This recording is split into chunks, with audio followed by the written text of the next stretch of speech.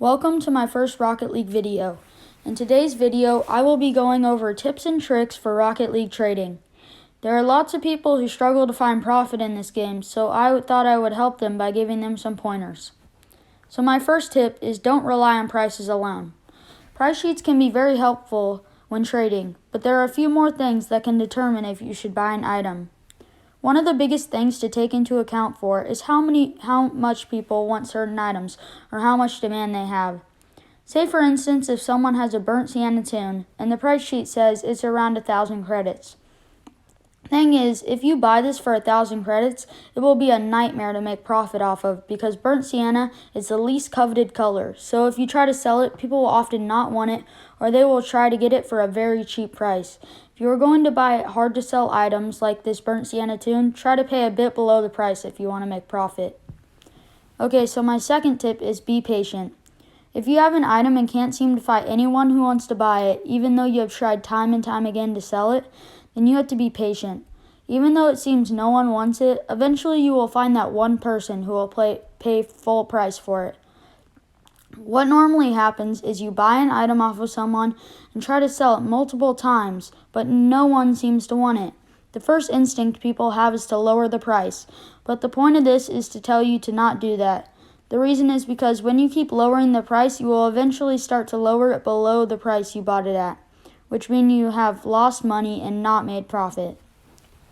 Okay, so my third tip is not really a tip. I'm just going to tell you a few money-making strategies that I like. So the first one is I asked non-traders to give me their non-crate rares, non-crate very rares for a very cheap price. And then I sell it for its actual price, and I have made a lot of profit off of this strategy. It works. And my second strategy is flipping items. So say there's like a black market item, and so what you want to do is like buy it for a little bit cheaper than its price and then sell it for a little bit more than its price, and you can make like 100 credits profit off of every item. Okay, so now back to my tips. My tip number 4 is find items and invest in them. So a good money-making strategy is finding old items that have been in the game for a long time and aren't coming back. These items' rarity will keep going up, so if you keep them in your inventory, chances are their price will skyrocket. The default Apex wheels were very cheap a long time ago, being like 2 keys. They have gotten more rare now because they aren't coming back into the game and are around 800 credits. Good items to invest in can be event-exclusive items that come from like holiday crates and things like that. So my 5th tip is stay away from limited items. When trading, a good tip is to not buy limited items. The reason is because limited items are really easy to get and they literally sell for nothing. Do not make the mistake of buying limiteds for big amounts of credits.